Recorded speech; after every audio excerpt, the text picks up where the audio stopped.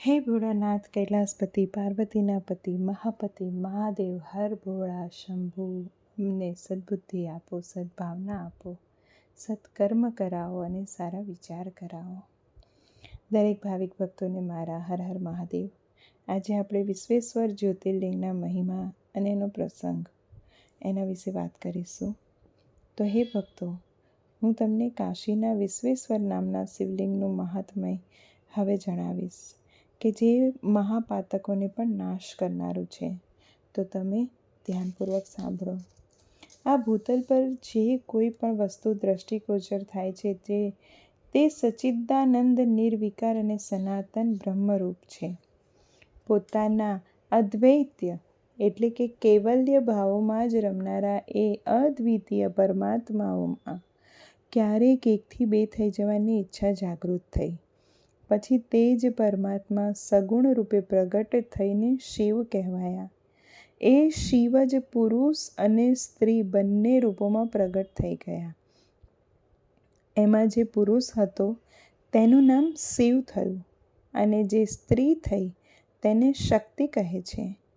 એ ચિદાનંદ સ્વરૂપ શિવ અને શક્તિને સ્વયં અદ્રષ્ટ રહીને સ્વભાવથી જ બે ચેતન પ્રકૃતિ અને પુરુષ એની સૃષ્ટિ કરી. હે ભક્તો, એ બંને માતા પિતાને એ સમયે સામે ન જોઈ અને બંને પ્રકૃતિ અને પુરુષ મહાન સંશયમાં પડી ગયા. એ સમયે નિર્ગુણ પરમાત્માથી આકાશવાણી પ્રગટ થઈ કે તમારે બંને હવે તપશ્ચર્યા કરવી જોઈએ. પછી તમારાથી પરમ ઉત્તમ સૃષ્ટિનો વિસ્તાર થશે. તે વખતે પ્રકૃતિ અને પુરુષ બોલ્યા કે હે પ્રભુ, હે શિવ, હે મહાદેવ, તપસ્યાને માટે અમને કોઈ સ્થાન જ નથી. તો પછી અમે બંને જણા આ સમયે ક્યાં સ્થિત થઈને આપની આજ્ઞા અનુસાર તપ કરીએ. ત્યારે નિર્ણય શિવે તેજના સારભૂત 5 કોસ લાંબા પહોળા શુભ અને સુંદર નગરનું નિર્માણ કર્યું, જે તેમનું પોતાનું જ સ્વરૂપ નિજ સ્વરૂપ હતું. એ બધા જ જરૂરી ઉપકરણોથી યુક્ત હતું. એ નગરનું નિર્માણ કરીને તેમણે એ બંનેને માટે મોકલ્યું. એ નગર આકાશમાં પુરુષ પાસે આવી અને સ્થિત થઈ ગયું. ત્યારે પુરુષ શ્રી હરિએ એ નગરમાં સ્થિત થઈને સૃષ્ટિની કામનાથી શિવનું ધ્યાન કરતાં કરતાં ઘણા વર્ષો સુધી તપ કર્યું.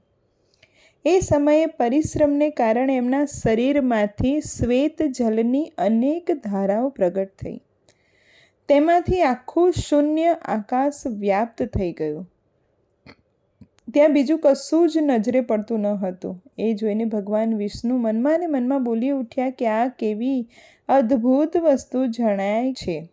એ સમયે આશ્ચર્ય જોઈને એમને પોતાનું મસ્તક હલાવ્યું, જેથી એ પ્રભુની સામે જ તેમના એક કાનથી મણિ પડી ગયો. જ્યાં તે મણિ પડ્યો તે સ્થાન મણિકર્ણિકા નામનું મહાન તીર્થ થઈ ગયું. જ્યારે પૂર્વાક્ત જલરાશિમાં જ્યારે તે આખી પંચકોશી ડૂબવા લાગી, વહેવા લાગી, ત્યારે નિર્ગુણ શિવે શીઘ્ર જ એને પોતાના ત્રિશૂળ દ્વારા ધારણ કરી લીધી. પછી વિષ્ણુએ પોતાની પત્ની પ્રકૃતિ સાથે ત્યાં જ શયન કર્યું. ત્યારે એમની નાભીમાંથી એક કમળ પ્રગટ થયું અને એ કમળથી બ્રહ્મા ઉત્પન્ન થયા. એમની ઉત્પત્તિમાં પણ શંકરનો જ આદેશ હતો. તદંતર તેમણે શિવ પાસેથી આજ્ઞા મેળવીને અદ્ભુત સૃષ્ટિનો આરંભ કર્યો. બ્રહ્માજીએ બ્રહ્માંડમાં 14 ભુવન બનાવ્યા. બ્રહ્માંડનો વિસ્તાર મહર્ષિઓએ 50 કરોડ યોજનનો બતાવ્યો છે. પછી ભગવાન શિવે એમ વિચાર્યું કે બ્રહ્માંડની અંદર કર્મપાશથી બંધાયેલા પ્રાણીઓ મને કેવી રીતે પ્રાપ્ત કરી શકશે. આવું વિચારી એમણે મુક્તિદાયિની પંચક્રોશીને આ જગતમાં છોડી દીધી. એ પંચક્રોશી કાશી લોકમાં કલ્યાણદાયિની, કર્મબંધનનો નાશ કરનારી, જ્ઞાનદાત્રી, તથા મોક્ષને પ્રકાશિત કરનારી માનવામાં આવી છે. તેથી મને પરમ પ્રિય છે.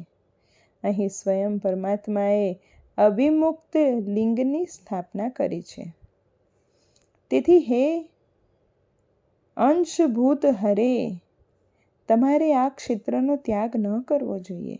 આવું કહીને ભગવાન હરે કાશીપુરીને સ્વયં પોતાના ત્રિશૂળ ઉપર ઉતારીને મૃત્યુલોક જગતમાં છોડી દીધી. બ્રહ્માજીનો એક દિવસ પૂરો થઈ જવાથી જ્યારે આખા જગતનો પ્રલય થઈ જાય છે, ત્યારે પણ નિશ્ચય જ આ કાશીપુરીનો નાશ થતો નથી હોતો. એ સમયે ભગવાન શિવ એને પોતાના ત્રિશૂળ પર ધારણ કરી લે છે અને જ્યારે બ્રહ્મા દ્વારા પુનઃ નવી સૃષ્ટિની રચના કરવામાં આવે છે, ત્યારે તેને ફરીથી આ ભૂતલ પર સ્થાપિત કરી દે છે. કર્મનું કર્ષણ કરવાથી જ આ પુરીને કાશી કહે છે. કાશીના અવિમુક્તેશ્વર લિંગ સદાય વિરાજમાન રહે છે. એ મહાપાતકી પુરુષોને પણ મોક્ષ પ્રદાન કરનારું છે. હે ભક્તો, અન્ય મોક્ષદાયક ધામોમાં સારૂપ્ય વગેરે મુક્તિ પ્રાપ્ત થાય છે. કેવળ આ કાશીમાં જ જીવોને સાયુજ્ય નામથી સર્વોત્તમ મુક્તિ સુલભ થાય છે. જેમની ક્યાંય ગતિ થતી નથી, એમના માટે વારાણસી પૂરી જ ગતિ છે. મહાપુણ્યમય પંચક્રોશી કરોડો હત્યાઓનો વિનાશ કરનારી છે. અહીં સમસ્ત અમરગણ પણ મરણની ઈચ્છા કરે છે. પછી બીજાઓની તો વાત જ શી કરવી. આ શંકરની પ્રિય નગરી કાશી સદા ભોગ અને મોક્ષ પ્રદાન કરનારી છે. કૈલાસના પતિ, જે અંદરથી સત્વગુણી અને બહારથી તમોગુણી કહેવાય છે, કાલાગ્નિ રુદ્ર નામે વિખ્યાત છે, તે નિર્ગુણ હોવા છતાં પણ સગુણ રૂપે પ્રગટ થયેલ શિવ છે. તેમને વારંવાર પ્રણામ કરીને નિર્ગુણ શિવને આ પ્રમાણે બોલ્યા.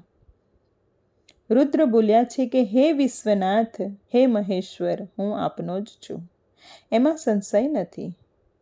હે સાંબ મહાદેવ, મુજ આત્મજ પર કૃપા કરો. હે જગતપતિ, લોકહિતની કામનાથી આપે અહીં જ રહેવું જોઈએ.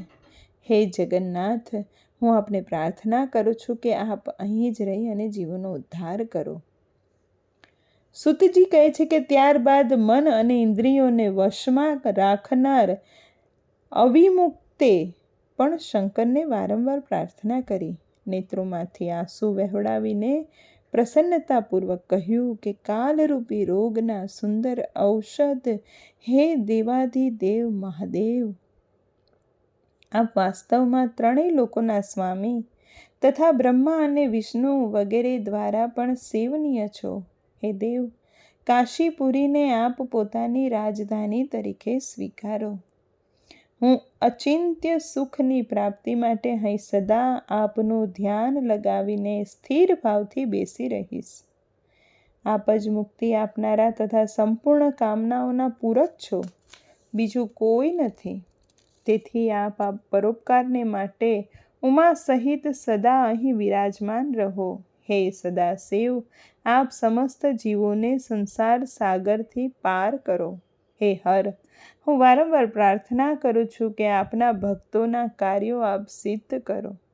સૂતજી કહે છે કે જ્યારે વિશ્વનાથે ભગવાન શંકરને આ રીતે પ્રાર્થના કરી, ત્યારે સર્વેશ્વર શિવ સમસ્ત લોકોના ઉપકાર કરવાને માટે ત્યાં જ વિરાજમાન થઈ ગયા. તે દિવસે ભગવાન શિવ કાશીમાં આવી ગયા. એ જ દિવસથી કાશી સર્વશ્રેષ્ઠ પૂરી થઈ ગઈ.